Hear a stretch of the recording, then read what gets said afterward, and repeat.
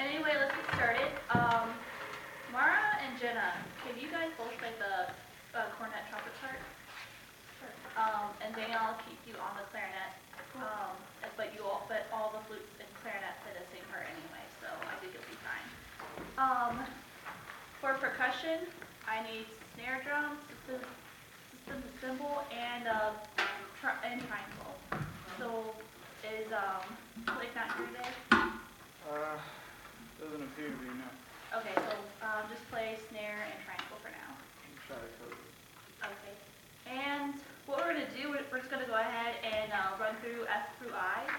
And if you have any problems, correct them. All right, so let's start.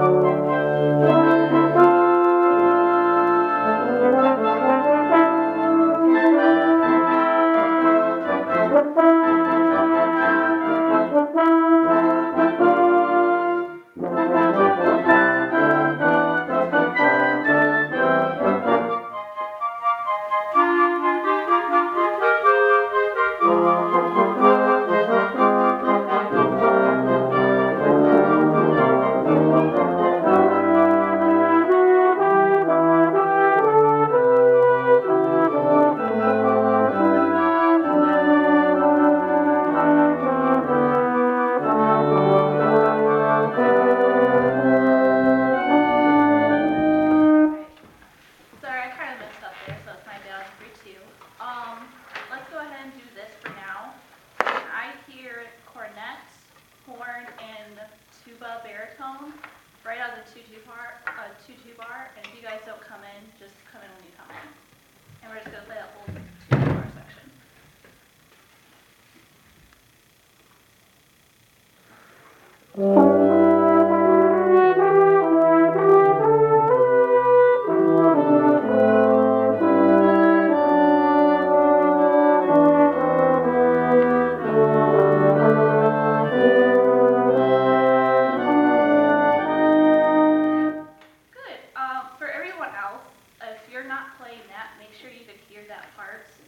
Especially the horn, because that's the loudest part in this section. And can I hear the flute, clarinet, and that's it for now, but snare drum also places with you at right at the 2 bar.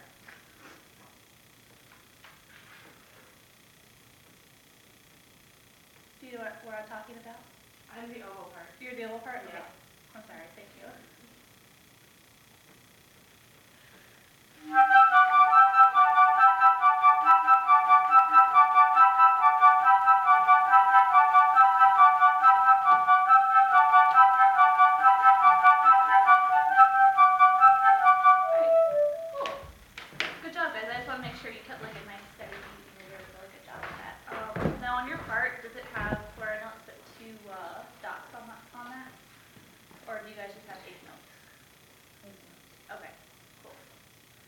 My part, it has something completely different, so I just want to make sure. Cool. Let's just go ahead and start at H, everyone. And make sure on the second bar of H, we can hear the trumpet part come in, and also the trombone part. So we're at H.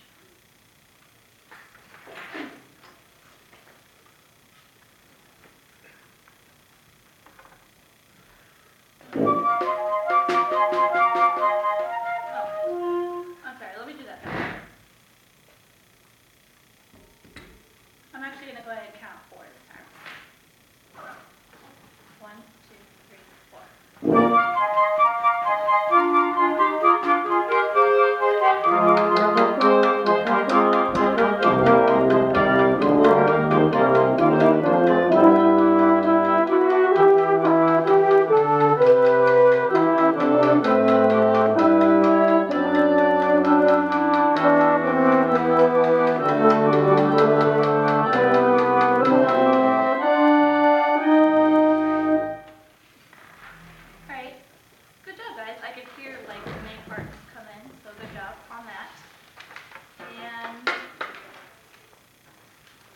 let's go ahead and go back and let's start at F.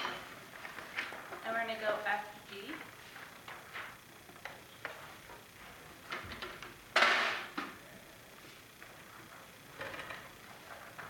I'm going to do the same thing. I'm going to give you guys 4. 1, 2, 3, 4.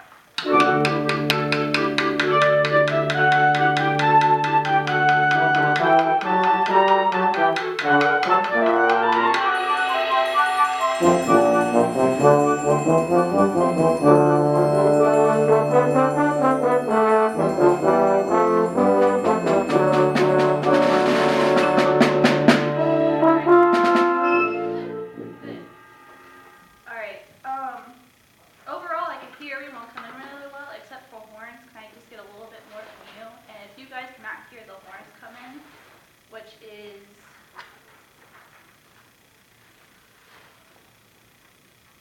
5 before G, make sure you come down so you can hear them. All right, so let's do F, G one more time.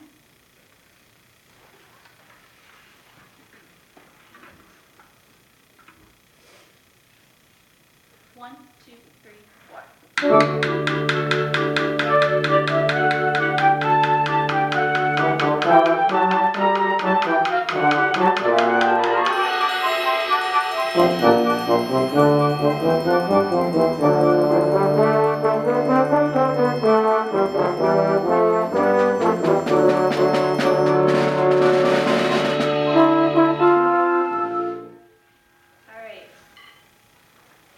Getting a lot better. For now, let's go ahead and go G to H. And the big thing that we need to focus on here is 3 after G. Everyone has this big section. Everyone plays double forte, except for the horns, but they come in later on, and snare drum, of course. So we need to make sure we make a difference from the beginning of G to 3 after G. And you guys have like FPs in your parts, and I can't cue all the FPs, but what I'm going to try to do is I'm going to try to hit the F, and I'm going to make you guys responsible to make sure you go down to piano and crescendo where it says to. Sound good, everyone? All right, great. All right, so we're at G.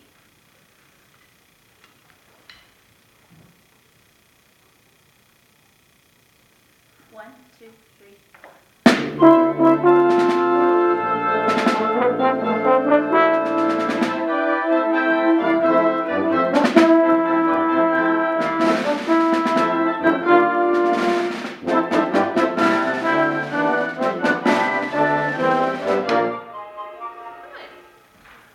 I can definitely hear a difference 3 after G, so good for you guys. That's awesome. Now, my question for you is when it's double forte, 1, 2, 3, 4, 5, 6, which is that is the measure right after the 2, 4.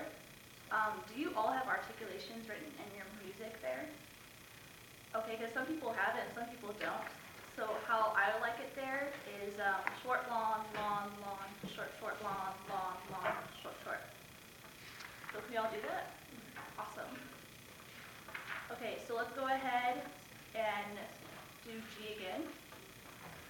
And also for snare drum, before we have like that big section there, you have some 16 notes to really go into there. I'm talking about 3 after G. So it's the 4/4 after the 3/4. You got this really big part to like drive into that, so make sure you really go in for it. Okay. All right, cool, thank you. All right, so we're at G. Okay, and after this, we're going to go ahead and stop. Okay, so G. I'm going to give you 4. 1, 2, 3, 4.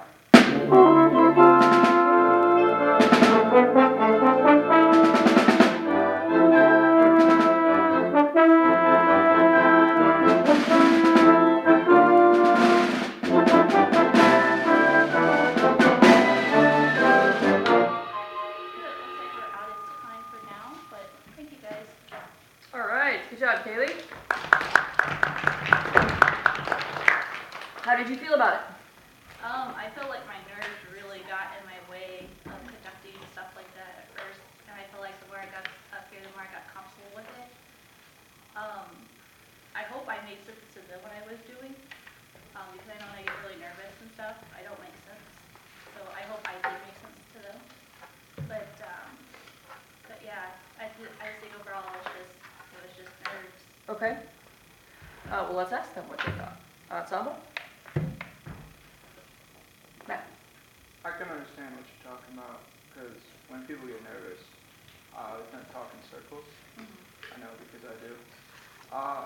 So something, like on a personal note, like what you told the snare drum to come out was very, very good, but it could have been, snare drum, just make sure you come out a little more Yeah, on that part, and then, because you had a long-winded way of explaining it. I do, yeah. Anyone else? Remember how you're all supposed to be thinking of one positive and one constructive, so that we don't have awkward. Jenna? I really like how you had a plan, like you tell what you wanted to do, and you have things worked out for what you knew the problems would be. I think you could have a little bit more energy, Yeah, because we were moving from one thing to the next, but it was still kind of, just because your energy lacked a little bit, it was still a little bit low to me. yeah. And I really think it was my nerves, I noticed like I was conducting you guys, I'm like, I'm definitely not going fast enough, so I cut myself off there again. So, And that actually is, it's because it's all in your elbow. yeah, You're slowing down because you're doing too much of like slap, slap, slap. okay. Instead of like hit with the wrist and conduct further ahead of the pulse. That's, Okay. I think that's why. Okay. Ensemble, more comments.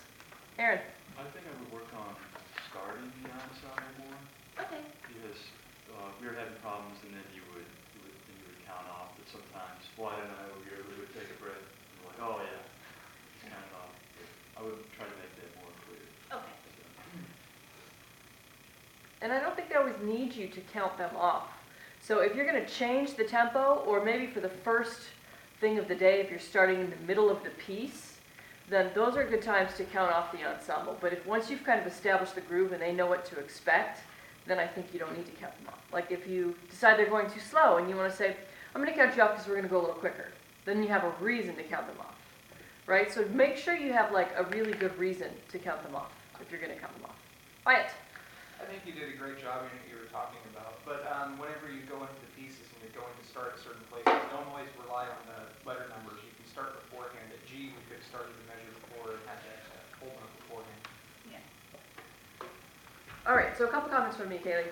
I felt like you ran from letter to letter and would, like, there was some kind of awkward pause maybe, and then you'd give one comment, like, horns play louder there. Okay, let's try it again. You can maximize the number of times you have to stop if you want to say, like after the run through, take inventory in your head, and this is a comment for everyone. Take inventory of your head after the run through. Pick the thing that needs the most work. You have to start with that. Don't go with your plan if there's something else that's happening that needs more work than what you have first on your plan. You have to be able to stray from the plan. The plan is just a guide. And then say, okay, so between letter G and letter I, right? That's 2 letters worth, not 1. There are 3 things. This, this, this. Let's try it again. So that it's not like horns play louder. And then you do it, and then you stop again, and you say, okay, the next thing is, you know what I mean? Yeah. So if you can kind of offer more with less stops, I think you'll keep the rehearsal moving more. Okay. Does that make sense? Yes. Okay. Good, Kayleigh. Thank you.